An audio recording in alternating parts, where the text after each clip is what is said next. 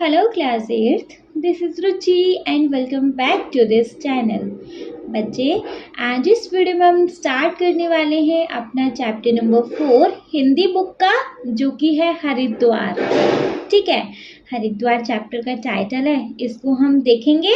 चलो, लेकिन बच्चे इससे पहले मैं इस बुक के 3 चैप्टर ऑलरेडी कंप्लीट करा चुकी हूँ। तो अगर आपको उन चैप्टर्स के एक्सप्लेनेशन में, उन चैप्टर के एक्सरसाइज में कोई डाउट है तो प्लीज़ बच्चे आप उन वीडियोस को चेकआउट कर लीजिएगा, आपके सारे डाउट्स क्लियर हो जाएंगे।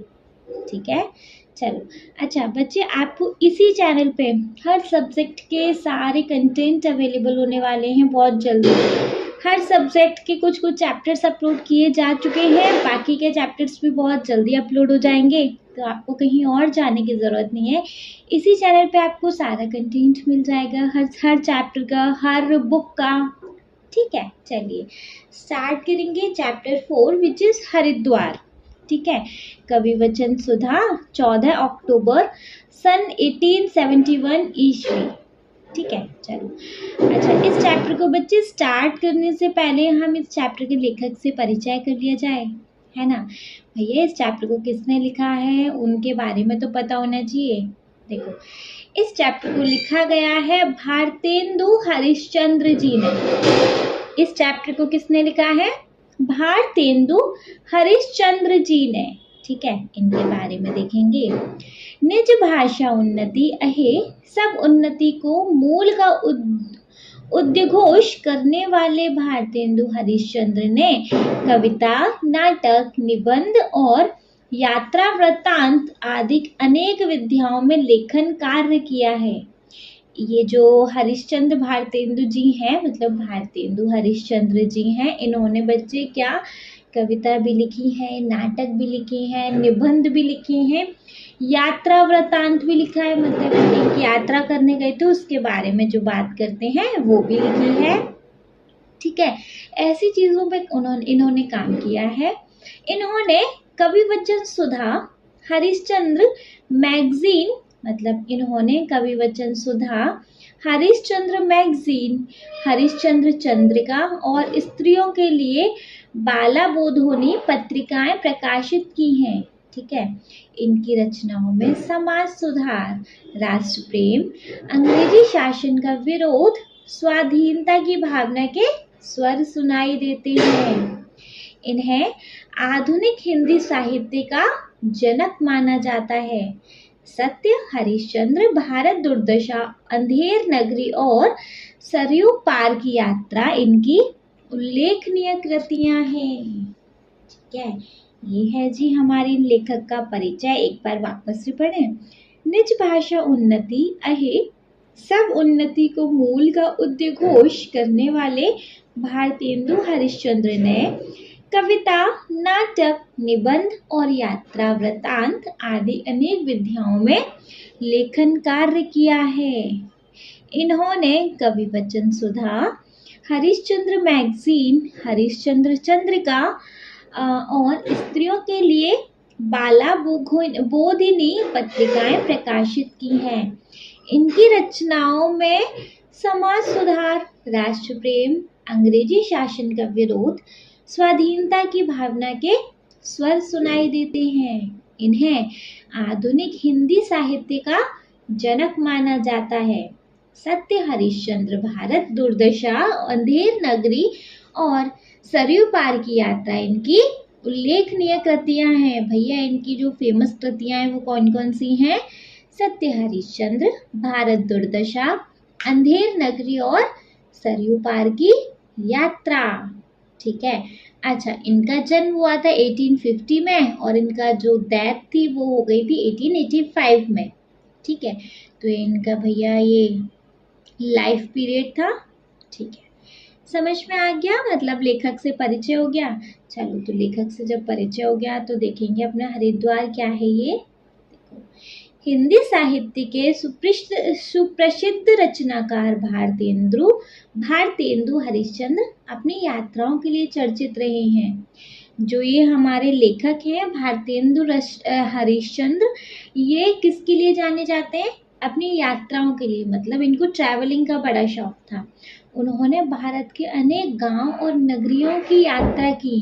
इन्होंने मतलब बहुत सारे गांव घूमे हैं, ये बहुत सारे नगर घूमे हैं और उनके विषय में पत्र पत्रिकाएं भी लिखी हैं, मतलब और उनके बारे में पत्र पत्रिकाओं में लिखा भी है ना। मतलब ये जो भारतेंदु हरिश्चंद्र जी हैं, इनको ना बड़ा घूमने का शौक था। इन्होंने बहुत गांव घूमे हुए हैं, बहुत नगर घूमे हुए हैं और जहाँ घूमने जाते हैं जो इनको पसंद आते हैं उनको अपने पत्र पत्रिकाओं में उनके बारे में लिखते भी हैं। प्रकृति, इतिहास, संस्कृति और पुरातत्व का अध्ययन करने में यात्राओं से उन्हें बहुत सहायता मिली। प्रकृति, इतिहास, संस्कृति और पुरातत्व का अध्ययन करने में यात्राओं से उन्हें बहुत सहायता मिली। वे मानते थे कि शिक्षा की पूर्ति पुस्तकों से नहीं, यात्राओं से भी होती है। मतलब इनको ऐसा लगता था कि शिक्षा केवल बुक के अंदर ही नहीं है, बुक से बाहर भी है, घूम कर भी हमें बहुत सारी शिक्षा मिल सकती है, घूम घूम कर भी, है ना। तो वे मानते थे कि शिक्षा की पूर्ति पुस्तकों से ही नहीं, यात्राओं से भी होती है। ठीक है। भारतेंदु हरिश्चंद्र 1871 ईस्वी में हरिद्वार की यात्रा पर गए थे। भारतेंदु जी मतलब हरिश्चंद्र से के नाम से आप समझ लेना, मैं लेखक के बारे में बात कर रही हूँ। तो जो हरिश्चंद्र जी हैं उन्होंने 1871 ईस्वी में हरिद्वार की यात्रा पे गए थे वो। तो वे लिखते हैं, मतलब अब ये जो हरिद्वार की यात्रा करने गए थे ना, अब इसके बारे में लिख रहे हैं। वे लिखते हैं, मेरा तो चित्त वहां जाते ही ऐसा प्रसन्न और निर्मल हुआ कि वर्णन के बाहर है। मतलब मेरा मन वहां जाके इतना खुश और साफ हो गया, इतना प्रसन्न और निर्मल हो गया कि वर्णन के बाहर है, कि बताया नहीं जा सकता। हरिद्वार की प्रकृति, वहां के पर्वतों, पक्षियों, वृक्षों और कलकल बहती गंगा, वहां के घाटों, लोगों, दुकानों और गंगा तट के मनोरम दृश्यों को देखकर वे अति आनंदित हुए। मतलब ये जो मतलब क्यों अट्रैक्ट हो गए थे, क्यों आकर्षित हो गए थे हरिद्वार को देखकर? हरिद्वार की प्रकृति, वहाँ के पर्वत, वहाँ के पक्षी, वृक्षों और कलकल बहती गंगा, वहाँ के घाटों, लोगों, दुकानों और गंगा घाट के मनोरम दृश्यों को देखकर वे अति आनंदित हुए। भैया ये देखकर ये बड़े खुश हो गए। इस पाठ में इन्होंने कवि वचन सुधा पत्रिका के संपादक के नाम पत्र लिखते हुए, इस पाठ में इन्होंने कवि वचन सुधा पत्रिका के संपादक के नाम पत्र लिखते हुए अपनी उसी हरिद्वार यात्रा का रोचक वर्णन प्रस्तुत किया है। भैया ये पूरा एक तरीके से पत्र समझिए, ये पूरा एक पत्र है। इस पत्र में हरिश्चंद्र जी ने ये पत्र किसको लिखा है? कवि वचन सुधा पत्रिका के संपादक के नाम लिखा है ये। ठीक है, कवि वचन सुधा पत्रिका के संपादक के नाम इन्होंने पत्र लिखा है। पत्र में क्या है? अपने उसी हरिद्वार यात्रा का रोचक वर्णन प्रस्तुत किया है इन्होंने इस पत्र में। इस पत्र में प्रयुक्त हिंदी का स्वरूप लगभग 150 वर्ष पुराना है। मतलब यहाँ पे जो हिंदी लिखी गई है ना, वो 150 वर्ष पुरानी हिंदी लिखी गई है।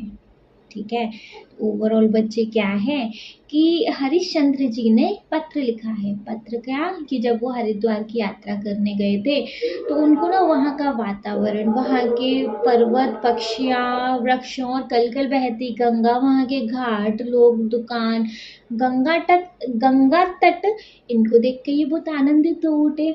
तो इसी का वर्णन किया है इन्होंने अपने पत्र में। करेक्ट है, समझ में आ गया? चलो समझ में आ गया तो वंस एक बार इसको रीड कर ले, फिर आगे बढ़ते हैं।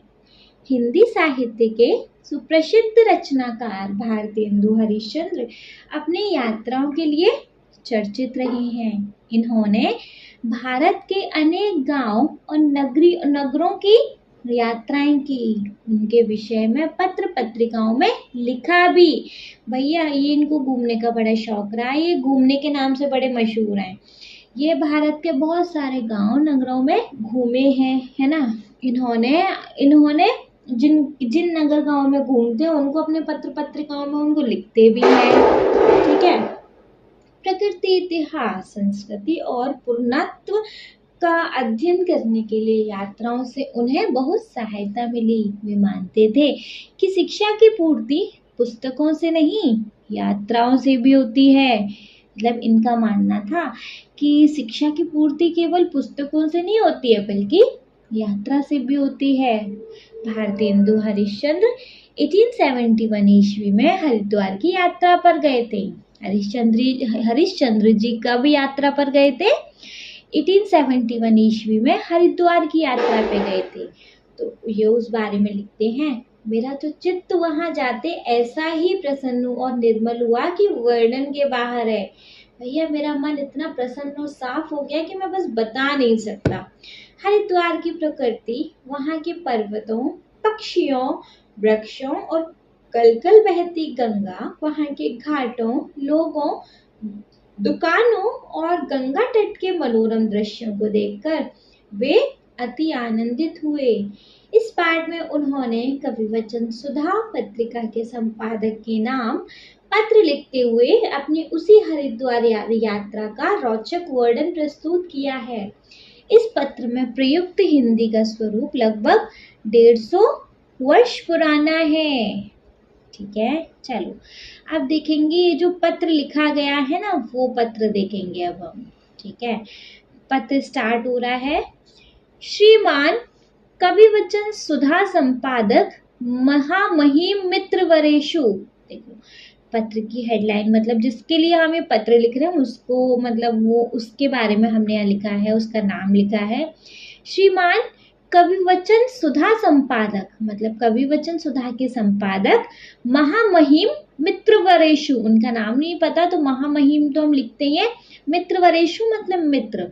ठीक है, मुझे हरिद्वार का समाचार लिखने में बड़ा आनंद होता है कि मैं उस पुण्य भूमि का वर्णन करता हूँ। मतलब बता रहे हैं भैया कि मुझे हरिद्वार के बारे में लिखने में ही बड़ा आनंद महसूस हो रहा है कि मैं उस पुण्य भूमि का वर्णन कर रहा हूँ, पुण्य भूमि के बारे में बता रहा हूँ, जहाँ प्रवेश करने से ही मन शुद्ध हो जाता है। जहाँ मतलब हरिद्वार में प्रवेश करने से ही मन शुद्ध हो जाता है। यह भूमि 3 ओर सुंदर हरे हरे पर्वतों से घिरी है। यह भूमि 3 ओर हरे हरे पर्वतों से घिरी है। 3 ओर मतलब तीनों ओर से, 4 ओर होते हैं ना, तो तीनों ओर से तो हरे हरे पर्वतों से घिरी है। चौथी ओर पे क्या? चौथी ओर पे वो गंगा घाट होगा, है ना। तो यह भूमि 3 ओर सुंदर हरे हरे पर्वतों से घिरी है, जिन पर्वतों पर अनेक प्रकार की वल्ली हरी भरी सज्जनों के शुभ मनोरथों की भांति फैलकर लहलहा रही है। क्या? वल्ली, अनेक प्रकार की वल्ली, मतलब पर्वतों पे अनेक प्रकार की वल्ली, मतलब वो जो घास फूस टाइप वो लगती है ना, वो। तो उन पर्वतों पर अनेक प्रकार की वल्ली हरी भरी सज्जनों के शुभ मनोरथों की भांति फैलकर लहलहा रही है। बड़े बड़े वृक्ष भी ऐसे खड़े हैं मानो एक पैर से खड़े तपस्या करते हैं।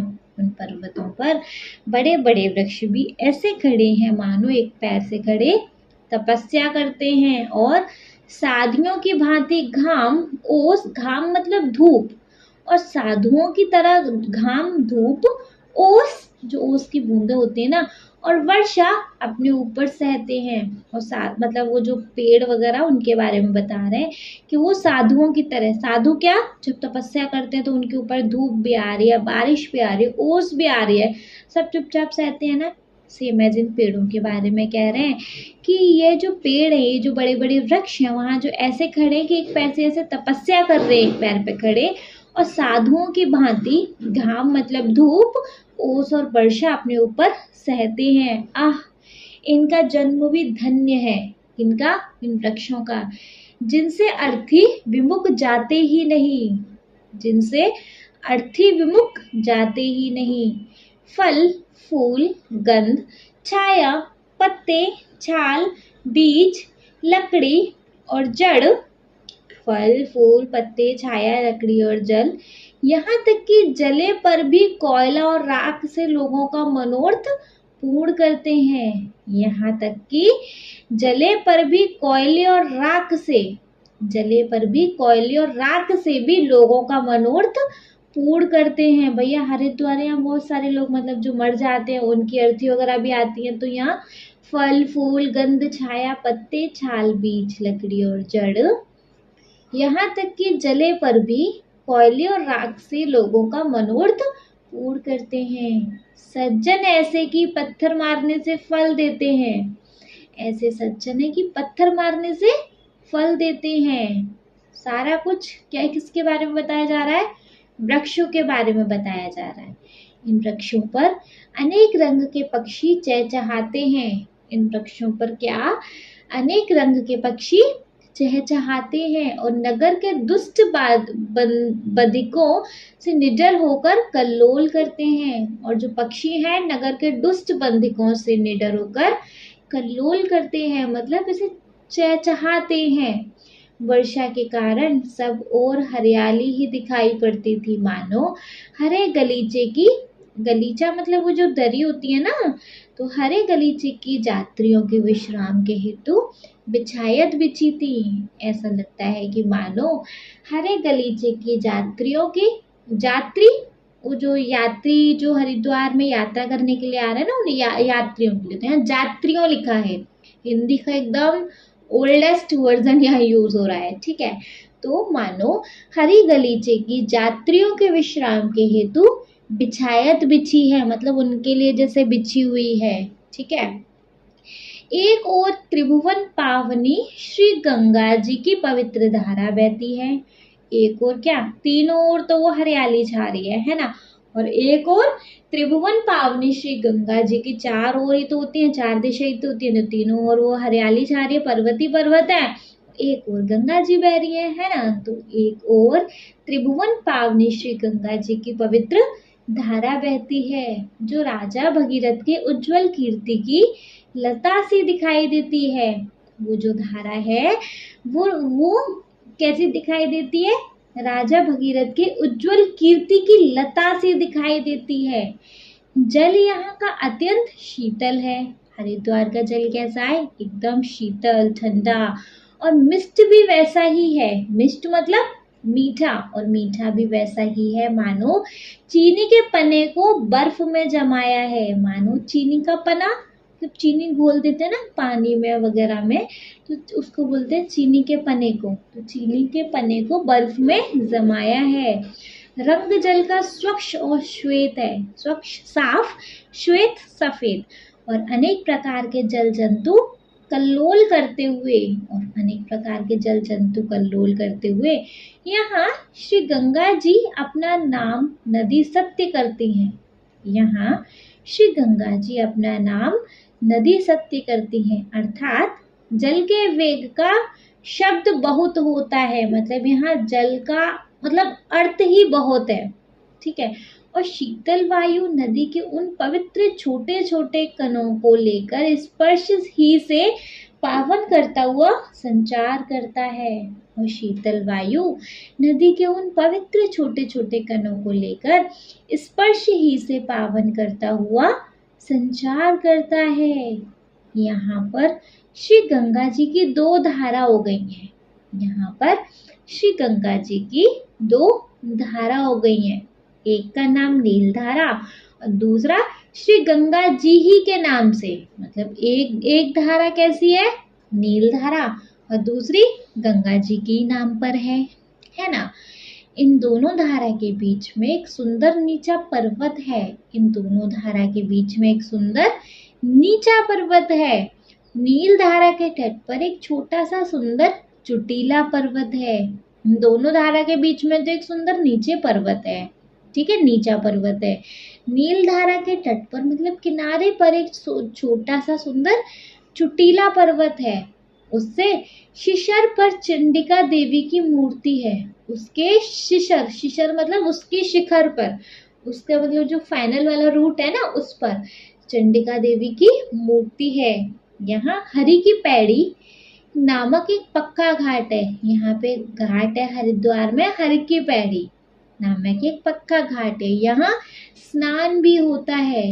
हरिद्वार में स्नान क्या करते हैं?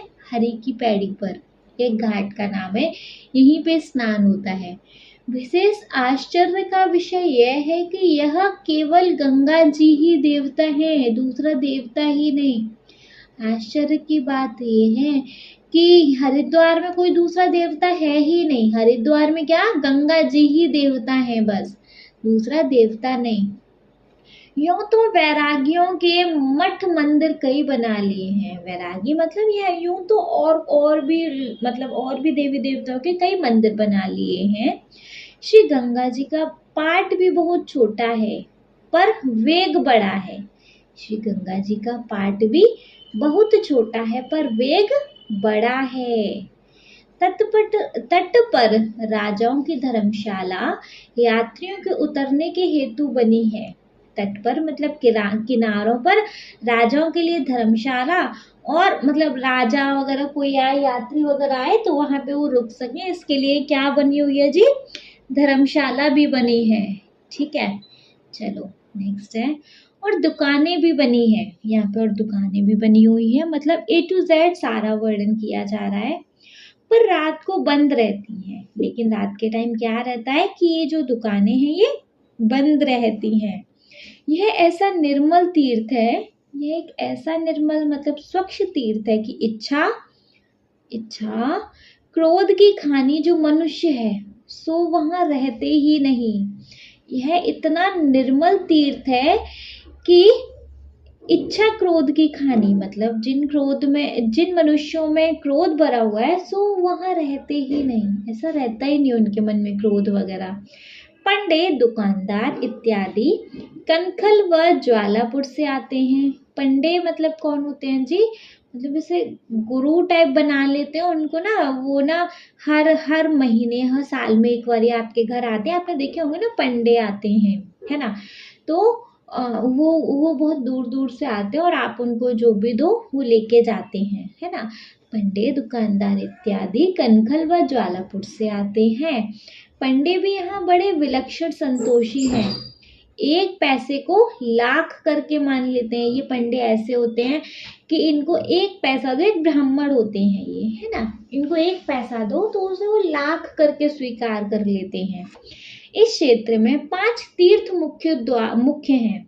इस क्षेत्र में 5 तीर्थ मुख्य हैं, मतलब हरिद्वार में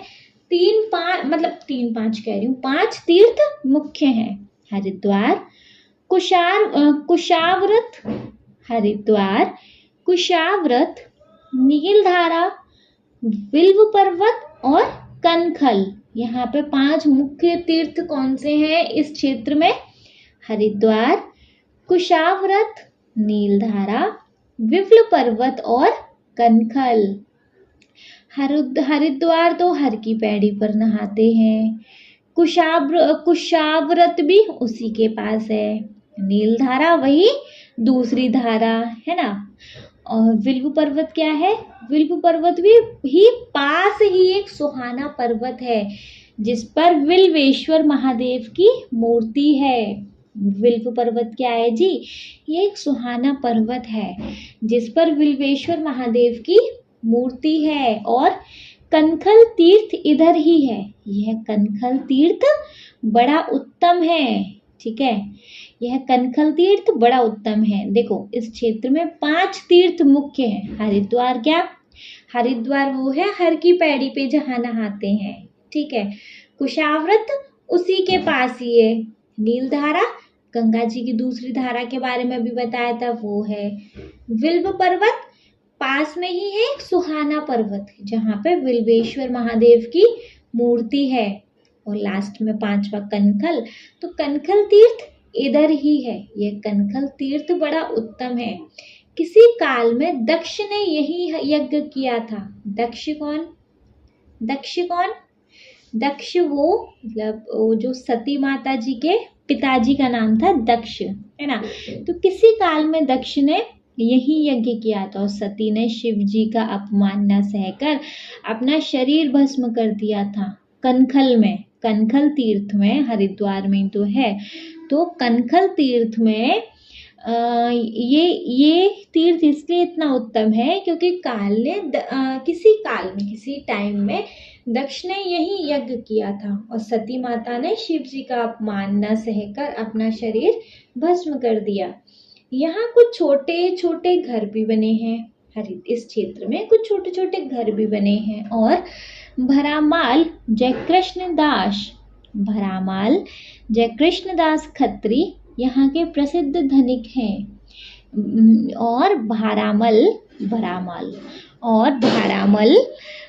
जयकृष्ण दास खत्री यहाँ के प्रसिद्ध धनिक हैं। हरिद्वार में यह बखेड़ा कुछ नहीं है और शुद्ध निर्मल साधुओं के सेवन योग्य तीर्थ है। ये तीर्थ क्या है, किसके लिए? निर्मल साधुओं के सेवन योग्य तीर्थ है। मेरा तो चित्त वहां जाते ही ऐसा प्रसिद्ध और निर्मल हुआ कि वर्णन के बाहर है भैया। मेरा मन तो वहां जाते इतना प्रसन्न हो गया कि ये मेरे वर्णन के बाहर है। मैं दीवाना कृपाराम के घर के ऊपर के बंगले पर टिका था। मैं दीवान कृपाराम के घर के ऊपर के बंगले पर टिका था मतलब रुका था। मैं कहाँ रुका हुआ था? दीवान कृपाराम के घर के ऊपर के बंगले में। ठीक है, यह स्थान भी उस क्षेत्र के निकट योग्य ही है, उस क्षेत्र में टिकने योग्य ही है। यह जो स्थान है यह भी उस क्षेत्र में टिकने योग्य ही है। चारों ओर से शीतल पवन आती थी। जहाँ भी मैं रुका था वहाँ पे चारों ओर से तो शीतल हवा आती थी। यहाँ रात्रि को ग्रहण हुआ मतलब वो सूर्य ग्रहण चंद्र ग्रहण नहीं होते हैं, तो ग्रहण मतलब वो जो ग्रहण रात में हुआ है तो चंद्र ग्रहण हुआ है ना। और हम लोगों ने ग्रहण में बड़े आनंद पूर्वक स्नान किया और हम सब लोगों ने ग्रहण में बड़े आनंद पूर्वक स्नान किया। दिन में भी श्री भागवत का पारायण भी किया। वैसे ही मेरे संग कल्लू जी मित्र भी परमानंदी थे। इनके साथ में इनके मित्र भी थे। मित्र कौन थे? कल्लू जी। वैसे ही मेरे संग कल्लू जी मित्र भी परमानंदी थे। निदान इस उत्तम क्षेत्र में जितना समय बीता, मतलब ओवरऑल इस उत्तम क्षेत्र में, इस अच्छे क्षेत्र में जितना समय बीता बड़े आनंद से बीता भैया, बड़े आनंद से बीता। एक दिन मैंने श्री गंगा जी के तट पर रसोई करके पत्थर ही पर जल के अत्यंत निकट परोसकर भोजन किया।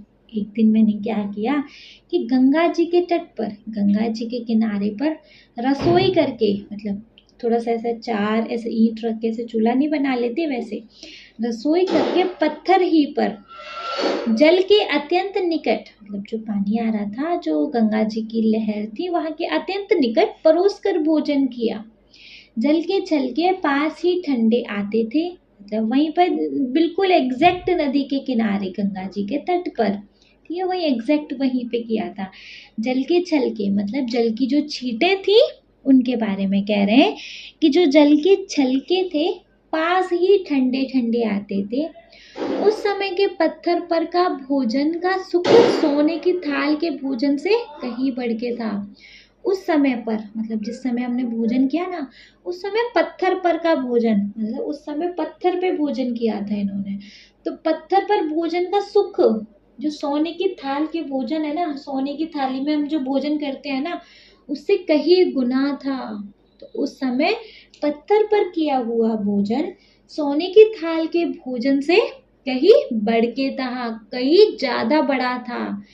चित्त में बारंबार ज्ञान, मतलब चित्त में बार बार ज्ञान, वैराग्य मतलब सबसे अलग हो जाना, लाइक वैरागी, सबसे हटकर, सबसे अलग होना, सारी मोह माया से मुक्त होकर, और भक्ति का उदय होता था।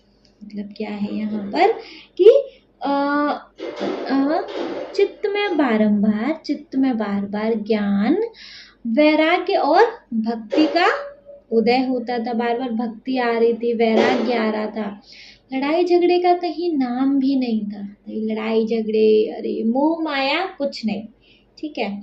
यहाँ और भी कई वस्तुएं अच्छी बनती हैं। यहाँ पर इस हरिद्वार में और भी बहुत सारी वस्तुएं अच्छी बनती हैं। जनेऊ यहाँ का अच्छा महीन और उज्जवल बनता है। जो जनेऊ होता है ना, वो जो वायर सूत के धागा का जो बनता है ना, जो मेल लोग पहनते हैं, वो बोलते हैं जनेऊ, है ना। तो जनेऊ यहाँ का अच्छा महीन और उज्जवल बनता है। यहाँ की कुशा सबसे विलक्षण होती है। यहाँ की जो कुशा है सबसे विलक्षण होती है, जिसमें से दालचीनी, जावित्री इत्यादि की सुगंध आती है। भैया उस कुशा में किसकी सुगंध आती है? दालचीनी की, जावित्री की इत्यादि आदि की सुगंध आती है। मानो यह प्रत्यक्ष प्रकट होता है, मानो भैया ऐसा प्रतीत होता है कि यह पुण्य भूमि है, कि यह ऐसी पुण्य भूमि है कि यहाँ की घास भी एक ऐसी सुगंधमय है, सुगंधमय मतलब खुशबू से भरी है। यह ऐसी पुण्य भूमि है कि यहाँ की घास भी ऐसी सुगंधमय है। निदान यह जो कुछ है, निदान यह जो कुछ है अपूर्व है। मतलब निदान मतलब फाइनली, ओवरऑल जो कुछ है अपूर्व है। यह भूमि साक्षात विराग्यमय साधुओं और विरक्तों के सेवन योग्य है। यह भूमि भैया साक्षात किसके लिए है? विरागमय, जो मोह माया से दूर है, उन साधुओं के लिए और विरक्तों के सेवन योग्य है, रहने योग्य है। और संपादक महाशय को बोल रहे हैं, मैं चित्त से तो अब तक वही निवास करता हूँ। मतलब मैं हूँ यहाँ, लेकिन मेरा मन आज भी वही है, हरिद्वार में। और अपने वर्णन द्वारा, और अपनी मतलब मैं ये जो वर्णन कर रहा हूँ इसके द्वारा अपने पाठकों को इस पुण्य भूमि का वृत्तांत वदित करके मौनावलंबन करता हूँ। मतलब और अपने वर्णन द्वारा अपने पाठकों को इस पुण्य भूमि का वृतांत विदित करके, मतलब वृतांत विदित करके मतलब वृतांत बताकर मैं मौनावलंबन करता हूँ। निश्चय है कि आप इस पत्र को स्थान दान दीजिएगा। निश्चय है कि आप इस पत्र को स्थान दान दीजिएगा, इसको एक्सेप्ट कीजिएगा। आपका मित्र कोई भी यात्री भारतेंदु हरिश्चंद्र जी। भैया आपका मित्र हूँ मैं, एक यात्री भारतेंदु हरिश्चंद्र। ठीक है, ये है हमारा एक पत्र जो कि संपादक के लिए लिखा गया है। किसने लिखा है जी? हरिश्चंद्र जी ने। किसके बारे में लिखा है? हरिद्वार के बारे में लिखा है। जहाँ ये हरिद्वार में गए थे ना, वो इनके मन में ऐसा रम गया हरिद्वार की, उसके बारे में इन्होंने पत्र लिख दिया संपादक को। ठीक है, चलो समझ आ गया? समझ आ गया तो एक बार इसको वंस रीड कर लिया जाए, है ना। देखो स्टार्टिंग, हिंदी साहित्य के सुप्रसिद्ध रचनाकार भारतेंदु हरिश्चंद्र अपनी यात्राओं के लिए चर्चित रहे हैं। उन्होंने भारत के अनेक गांव और नगरी की यात्राएं की। उनके विषय में पत्र पत्रिकाओं में लिखा भी। प्रकृति, इतिहास, संस्कृति और पुरातत्व का अध्ययन करने में यात्राओं से उन्हें बहुत सहायता मिली। वे मानते थे कि शिक्षा की पूर्ति पुस्तकों से ही नहीं, यात्राओं से भी होती है। भारतेंदु हरिश्चंद्र 1871 ईस्वी में हरिद्वार की यात्रा पर गए थे। वे लिखते हैं, मेरा तो चित्त वहां जाते ही ऐसा प्रसन्न और निर्मल हुआ कि वर्णन के बाहर है। हरिद्वार की प्रकृति, वहां के पर्वतों, पक्षियों, वृक्षों और कलकल बहती गंगा, वहां के घाटों, लोगों, दुकानों और गंगा तट के मनोरम दृश्यों को देखकर वे अति आनंदित हुए। इस पाठ में उन्होंने कवि वचन सुधा पत्रिका के संपादक के नाम पत्र लिखते हुए अपनी उसी हरिद्वार यात्रा का रोचक वर्णन प्रस्तुत किया है। इस पत्र में प्रयुक्त हिंदी का स्वरूप लगभग 150 वर्ष पुराना है। ठीक है, पत्र स्टार्ट किया जाए। श्रीमान कवि वचन सुधा संपादक महामहिम मित्रवरेशु, पत्र लिखा जा रहा है। मुझे हरिद्वार का समाचार लिखने में बड़ा आनंद होता है। मैं उस पुण्य भूमि का वर्णन करता हूँ जहाँ प्रवेश करने से ही मन शुद्ध हो जाता है। यह भूमि तीनों ओर से सुंदर हरे भरे पर्वतों से घिरी है, जिन पर्वतों पर अनेक प्रकार की पल्ली हरी भरी सज्जनों के शुभ मनोरथ की भांति फैलकर लहलहा रही है। और बड़े बड़े वृक्ष भी ऐसे खड़े हैं मानो एक पैर से खड़े तपस्या करते हैं। साधुओं की भांति घाम, ओस और वर्षा अपने ऊपर सहते हैं। आह, इनके जन्म भी धन्य है, जिनसे अर्थी विमुख जाते ही नहीं। फल फूल, गंध, छाया, पत्ते, छाल, बीज, लकड़ी और जड़, यहाँ तक कि जले पर भी कोयले और राख से लोगों का मनोरथ पूर्ण करते हैं। सज्जन ऐसे कि पत्थर मारने से फल देते हैं। इन वृक्षों पर अनेक रंग के पक्षी चहचहाते हैं और नगर के दुष्ट वडिकों से निडर होकर कल्लोल करते हैं। वर्षा के कारण सब ओर हरियाली ही दिखाई पड़ती है। वर्षा के कारण सब ओर ही हरियाली दिखाई पड़ती थी, मानो हर एक गलीचे का यात्रियों के विश्राम के हेतु बिछायत बिछी थी। एक ओर त्रिभुवन पावनी श्री गंगा जी की पवित्र धारा बहती है, जो राजा भगीरथ के उज्जवल कीर्ति की लता सी दिखाई देती है। जहाँ जल यहाँ का अत्यंत शीतल है और मिष्ट भी वैसा ही है, मानो चीनी के पने को बर्फ में जमाया है। रंग जल का स्वच्छ और सफेद है, श्वेत है और अनेक प्रकार के जल जंतु कल्लोल करते हुए यहाँ श्री गंगा जी अपना नाम नदी सत्य करती हैं। अर्थात जल के वेग का शब्द बहुत होता है। शीतल वायु के उन पवित्र छोटे छोटे कणों को लेकर स्पर्श ही से पावन करता हुआ संचार करता है। यहाँ पर श्री गंगा जी की दो धारा हो गई हैं। एक का नाम नील धारा, दूसरी श्री गंगा जी ही के नाम से।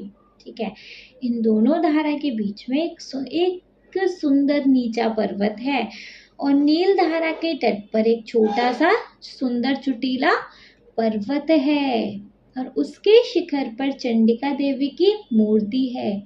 यहाँ हरि की पैड़ी नामक एक पक्का घाट है और यहीं स्नान भी होता है। विशेष आश्चर्य का विषय यह है कि यहाँ केवल गंगा जी ही देवता है, दूसरा देवता नहीं। यूं तो वैरागियों ने मठ मंदिर कई बना लिए हैं। श्री गंगा जी का पाट भी बहुत छोटा है पर वेग बड़ा है। तट पर राजाओं की धर्मशाला यात्रियों के उतरने के हेतु बनी हुई है और दुकानें भी बनी हैं, पर रात को बंद रहती हैं। यह ऐसा निर्मल तीर्थ है कि इच्छा क्रोध की खानी जो मनुष्य हैं सो वहाँ रहते ही नहीं। पंडे, दुकानदार इत्यादि कनखल व ज्वालापुर से आते हैं। पंडे भी यहाँ बड़े विलक्षण संतोषी हैं, एक पैसे को लाख करके मान लेते हैं। इस क्षेत्र में 5 तीर्थ प्रमुख हैं: हरिद्वार, कुशाव्रत, नीलधारा, विल्व पर्वत और कनखल। हरिद्वार तो हरि की पैड़ी पर नहाते हैं, कुशाव्रत भी उसी के पास है, नीलधारा वहीं दूसरी धारा। विल्व पर्वत भी पास ही एक सुहाना पर्वत है जिस पर विल्वेश्वर महादेव की मूर्ति है और कनखल तीर्थ इधर ही है। यह कनखल तीर्थ बड़ा उत्तम है। किसी काल में दक्ष ने यही यज्ञ किया था और यही सती ने शिव जी का अपमान न सहकर अपना शरीर भस्म कर दिया। यहाँ कुछ छोटे छोटे घर भी बने हैं और भारामल जयकृष्ण खत्री यहाँ के प्रसिद्ध धनिक हैं। हरिद्वार में यह वखेड़ा कुछ नहीं है और शुद्ध निर्मल साधुओं के सेवन योग्य तीर्थ है। मेरा तो चित्त वहाँ जाते ही ऐसा प्रसन्न और निर्मल हुआ कि वर्णन के बाहर है। मैं दीवान कृपा राम के घर के ऊपर बंगले में टिका था। यह स्नान भी उस क्षेत्र के निकट योग्य ही है। चारों ओर से शीतल पवन आती थी। यहाँ यात्री को ग्रहण हुआ और हम लोगों ने ग्रहण में बड़े आनंद पूर्वक स्नान किया और दिन में श्री भागवत का पारायण भी किया। वैसे ही मेरे संग कल्लू जी मित्र भी परमानंदी थे। निदान इस उत्तम क्षेत्र में जितना समय बीता बड़े आनंद से बीता।